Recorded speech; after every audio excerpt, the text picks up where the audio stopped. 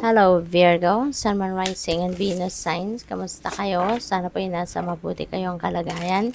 Welcome back po sa Star Tarot. Kung bago kayo dito, welcome din kayo. Thank you for your support. I truly appreciate it. God bless you all, Virgo. Paunang mensahe po ninyo ay cozy up with risk. Okay? Cozy up with risk. Maaaring ang iba sa inyo rito is going to take risk. Maaaring ang iba sa inyo rito is going to try different things, no? Maaaring meron kayong gagawing you're going to come out of your comfort zone sa ngayon at susubo kayo ng mga bagong sitwasyon, bagong trabaho, bagong anything, no? Maaaring maglalakas ng loob kayo sa ngayon na maybe, habang may opportunity, you're going to take advantage of that. What else? We have welcome the divine masculine. Wow. So, parang sa ngayon, kayo muna yung, kumbaga, kayo, kung sa pagdadrive, kayo yung driver ng sasakyan muna sa ngayon, no? Kayo muna yung mag, ah, kayo magtitimon, kayo yung magdedesisyon, kayo yung magdidikta ng kung ano ang dapat gawin ng mga tao sa paligid ninyo sa ngayon. Baka sa trabaho yan related, no? Creator fire. Ayan, yun nga. You're going to be very determined sa ngayon. You're going to be focused, determined, meron kayong drive, napakataas ang adrenaline siguro ninyo sa ngayon, na you are so inspired, no? Kaya siguro marami kayong mga gagawin sa ngayon that is going to, inspire you a lot, no? Or dahil siguro sa inspirasyon ninyo na meron kayo sa ngayon, kaya marami kayong magagawa. So, that is possible. What do you really want? Ayan. So, parang paalala ito sa inyo. Or this is something for you to think about.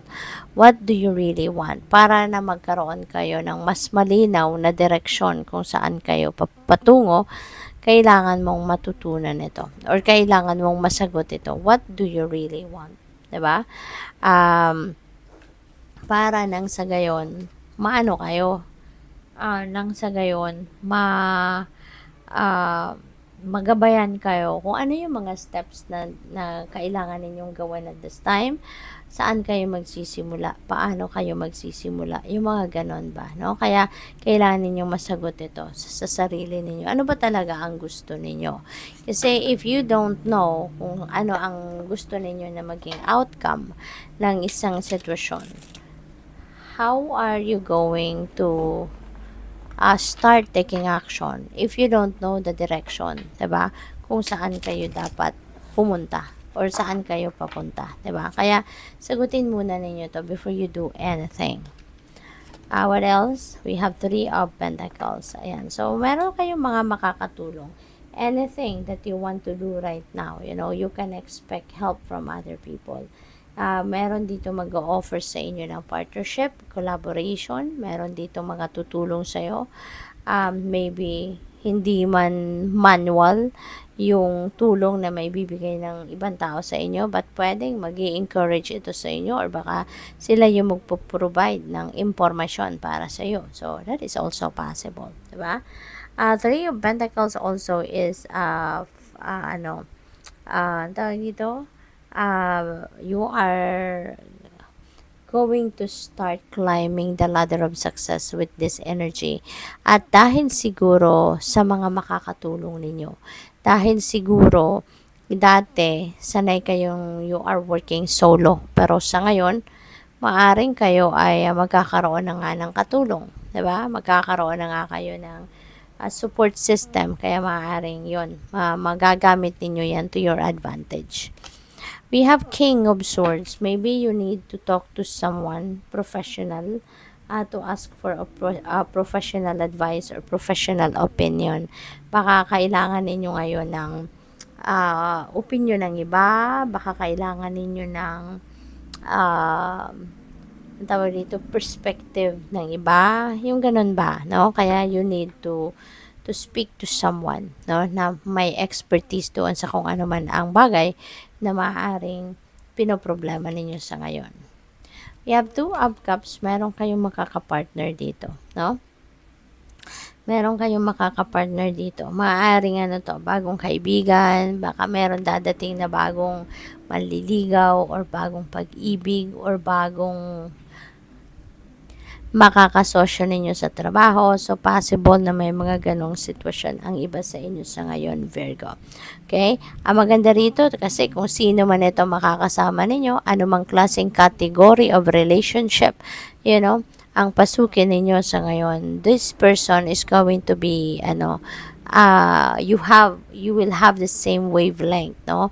Parang pantay lang kayo, you're going to share the same plan, the same vision, maaring parehas kayo ng ugali, parehas kayo ng way of thinking, kaya click na click kayo, swak na swak kayo. And maybe, mapapansin mo na sa unang pagkikita nyo pala, sa unang interaction nyo pa lang, mararamdaman mo na click kayo. Yung bang in sync kayo sa bawat isa. Kaya magkakaintindihan talaga kayo and you will be supportive of each other. We have 8 of Pentacles. Ayan. So, dito sa 8 of Pentacles, pinapakita nandito kung gaano kayo kasipag, gaano kayo katyaga, gaano kayo ka-diligent sa inyong trabaho, no? Kaya hindi malayong mabigyan kayo ng reward, hindi malayong mabigyan kayo ng merit, hindi malayong mabigyan kayo dito ng premyo, no? Kasi maaring you were very consistent, no, sa inyong performance sa trabaho. At pwede rin, no, na magkakaroon na kayo ngayon ng pagkakataong makilala, no, yung galing ninyo, pati na kayo mismo. So, good luck. Thank you for watching. Love and light. Namaste.